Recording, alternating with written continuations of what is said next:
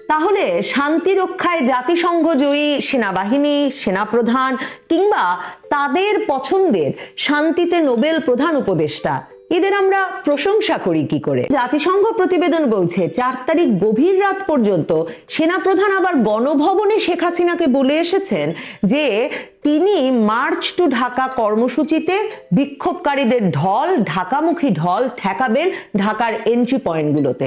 অথচ 5 তারিখ সকাল থেকে উনার বাহিনী নিষ্ক্রিয় থাকে ঢাকার মুখগুলোতে, মানুষের ঢল ঢুকতে দেয় ঢাকায়।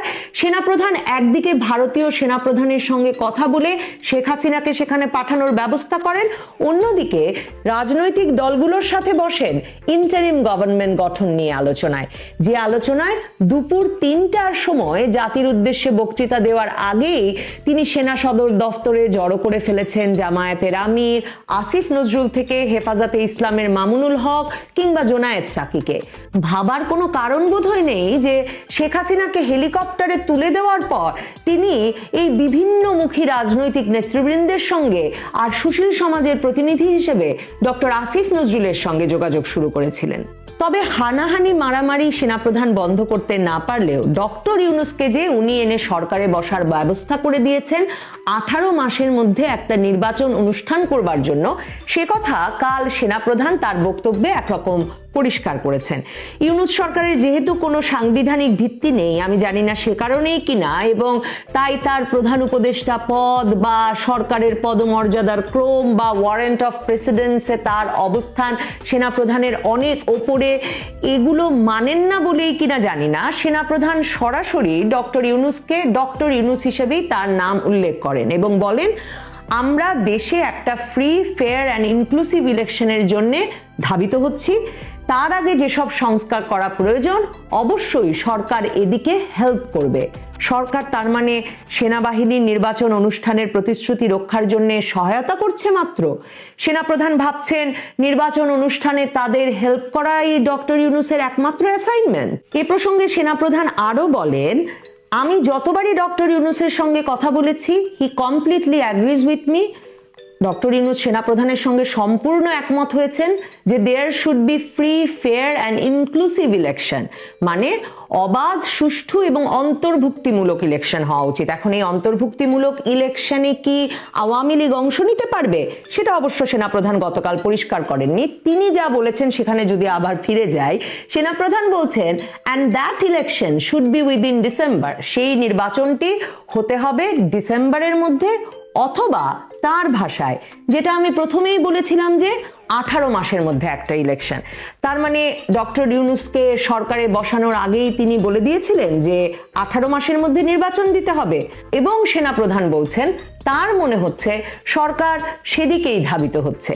হয়রান সেনাপ্রধান অবশ্য বলেন নাই যে হানাহানি, মারামারি, কাটাকাটি বন্ধ না করা গেলে এই দায়িত্ব উনি বা কেউ না নিলে, মানে সেনাপ্রধান তো দুহাত তুলে বলেই দিয়েছেন যে তার পক্ষে এই হানাহানি, মারামারি, কাটাকাটি বন্ধ করা সম্ভব নয়, তাহলে নির্বাচনটা কি করে হবে? অন্যদিকে মবের লুটপাটের অধিকার রক্ষায় তার সেনাবাহিনী ডেভিল হান্ট পরিচালনা করতে থাকছে। কিভাবে দেশে নির্বাচনের প্রয়োজনীয় পরিবেশ তাহলে তৈরি হবে? আমরা যদি সেনাপ্রধান আমাদের 5ই আগস্ট উনার উপর যে ভরসা করতে বলেছিলেন তার দিকে তাকাই এবং তারপর গত 7 মাসের পরিস্থিতির দিকে তাকাই, তাহলে দেখব আগুন দেওয়া, লুটপাট করা, রামদা নিয়ে ঘোরা, গলা কেটে হত্যা, অস্ত্রের প্রদর্শন, এসবই বাংলাদেশে একটা স্বাভাবিকীকরণ করা হয়ে গেছে। আরো স্বাভাবিক হয়েছে পুলিশ পেটানো, পুলিশ মারা, আর মবের সামনে, দলের সামনে সেনাবাহিনীর নিষ্ক্রিয় থাকা এবং লেজ গুটিয়ে পালিয়ে আসা। সেনাবাহিনীর অপারেশন ডেভিল হান্ট যে মববাজি, অপরাধ এবং অরাজকতা দমনে করা হচ্ছে না, বরং সারা দেশে আওয়ামী লীগ আর তথাকথিত ফ্যাসিস্টের দোসর দমনে হচ্ছে, সেটাও তো পরিষ্কার। সেনাপ্রধান কাল একরকম অভিমান করেই যেন বলেছেন যে তিনি একটা কমন জিনিস দেখতে পাচ্ছেন, সেনাবাহিনী এবং সেনাপ্রধানের প্রতি বিদ্বেষ কারো কারো, এবং তিনি বলছেন তিনি আজ পর্যন্ত খুঁজে পান নাই যে ঠিক কি কারণে এই বিদ্বেষ। দেখেন, আপনি কু করবেন কিন্তু বলবেন না, আপনি দায়িত্ব নেবেন, তারপর 7 মাস ধরে নিষ্ক্রিয় থেকে হঠাৎ ক্যামেরার সামনে এসে বলবেন একা পারবেন না। আপনি বলবেন ডক্টর ইউনূসকে বলে দিয়েছেন 18 মাসের মধ্যে নির্বাচন, অথচ তারা নির্বাচনের কোনো তারিখ দেবেন না। দল গড়া, সংস্কার সহ নানা খেলা খেলতে থাকবেন, আর দেশে ভয়ের রাজত্ব, ত্রাসের রাজত্ব কায়েম হবে। দেশের শান্তি শৃঙ্খলা রক্ষার দায়িত্ব শুধু সেনাবাহিনীর নয়। উল্লেখ করে সেনাপ্রধান বলেছেন যে 2 লক্ষ পুলিশ আছে, বিজিবি আছে, র্যাব আছে, আনসার ভিডিপি আছে, আর তার আছে মাত্র 30,000 সৈন্য। কাজেই এই 30,000 সৈন্য দিয়ে তিনি এই বিরাট ভয়েড বা শূন্যতা কিভাবে পূরণ করবেন? কিন্তু সেনাপ্রধান, পুলিশ তো নাই। পুলিশের 650 থানার 450-র বেশি থানায় হামলা, লুট, আগুন দেওয়া হয়েছে 5ই আগস্টের পর, যখন আপনি ক্যামেরার সামনে দাঁড়িয়ে জাতির উদ্দেশ্যে বলেছিলেন আপনি আমাদের জানমালের দায়িত্ব নিয়েছেন। 2 লাখ পুলিশের কতজন এরপর এখন পর্যন্ত চাকরিতে ফিরে এসেছে সে কথাও কিন্তু আমরা জানি না। সেনাপ্রধান এখন খুব হয়রান হয়ে গেছেন। মঙ্গলবার পিলখানা হত্যা দিবসে নিহত সেনা সদস্যদের স্মরণে এক অনুষ্ঠানে বক্তৃতা করার সময় তিনি সে কথা একরকম স্পষ্ট করেই বললেন, অথচ 5ই আগস্ট সেনাপ্রধানের মনে হয়নি যে শুধু তার সেনাবাহিনী দিয়ে তিনি আমাদের জানমাল রক্ষা করতে পারবেন না। জাতিসংঘ প্রতিবেদন লিখছে 5 তারিখেও সেনাবাহিনী যখন সারা দেশে নিষ্ক্রিয় এবং সকাল থেকেই বিক্ষোভকারীদের ঢুকতে দিচ্ছে ঢাকায়, সারা দেশের পুলিশ বিকাল পর্যন্ত জানতেই পারেনি যে সরকারের পতন হয়ে গেছে এবং তাদের আর জনতাকে প্রতিরোধ করতে হবে না। সেনাপ্রধানের 5ই আগস্ট মনে হয় নাই যে সারা দেশে সেনাবাহিনীর সক্রিয় উপস্থিতি দিয়ে এবং শেখ হাসিনার পতনের খবর দিয়ে সিভিলিয়ান বাহিনী পুলিশকে আনুষ্ঠানিকভাবে সারা দেশে জনতা প্রতিরোধের ডিউটি থেকে সাথে সাথে তুলে নেওয়া দরকার ছিল। সেনাপ্রধানের মনে হয় নাই যে অত্যন্ত প্রয়োজনীয় ছিল 5ই আগস্ট থেকে ক্ষোভ প্রকাশের নামে সারা দেশে 450-র বেশি থানা ভেঙে চুরে পুড়িয়ে পুলিশ মেরে ঝুলিয়ে রেখে পুলিশের লাশে আগুন দিয়ে একটা 2 লাখ সদস্যের বাহিনীর সকল কার্যকারিতা, তাদের সরঞ্জামাদি অস্ত্রশস্ত্র লুটপাট হয়ে যাওয়ার পর এবং মনোবল শেষ করে দেওয়ার পর দেশের আইন শৃঙ্খলা পরিস্থিতি স্বাভাবিক করা যে তার একার কাজ নয়। বিশেষ করে যেই বাহিনী 3 তারিখ থেকেই জাতিসংঘে তাদের চাকরি রক্ষা করতে নিষ্ক্রিয় থাকার সিদ্ধান্ত নিয়েছে, সে বাহিনী দিয়ে তা বোধহয় সেনাপ্রধানের 5ই আগস্টেই বুঝবার কথা ছিল।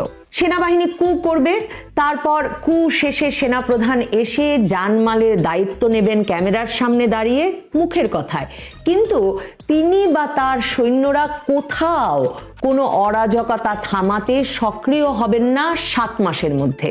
সিভিলিয়ান মানুষ আর সিভিলিয়ান বাহিনী মারামারি, কাটাকাটি, হানাহানি করে মরবেন, আর সেনাপ্রধান 7 মাস পরে এক অনুষ্ঠানে এসে বলবেন যে পরে বলবেন না আমি আপনাদের সতর্ক করি নাই।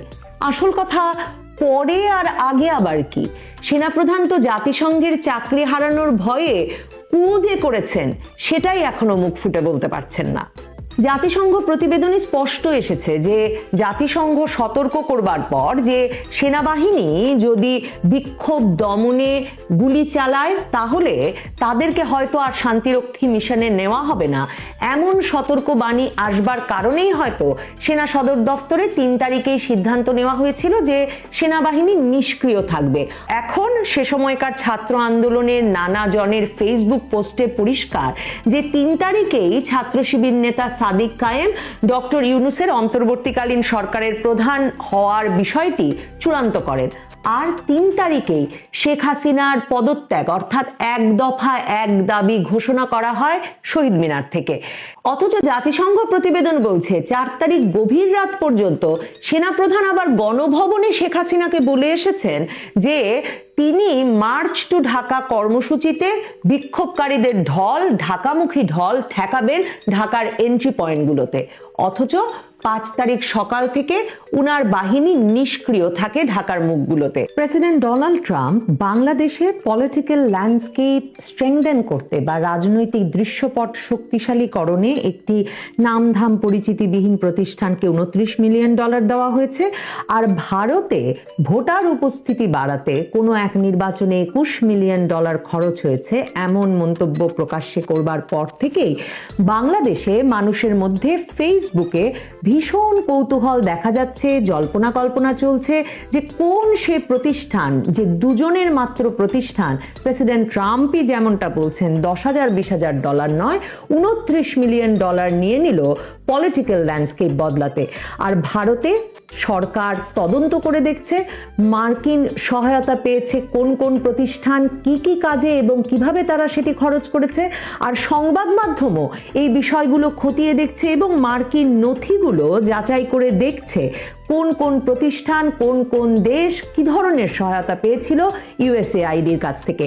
এরই ধারাবাহিকতায় দ্য নিউ ইন্ডিয়ান এক্সপ্রেস, ভারতীয় সংবাদ মাধ্যম, তারা খবর দিচ্ছে যে 2021 থেকে 2024 এই 4 বছরে বাংলাদেশে শুধু সেই $29 মিলিয়ন নয়, 2021 থেকে 2024 এই 4 বছরে বাংলাদেশি দক্ষিণ এশিয়ার মধ্যে সবচেয়ে বেশি সহায়তা পেয়েছে ইউএসএআইডির কাছ থেকে।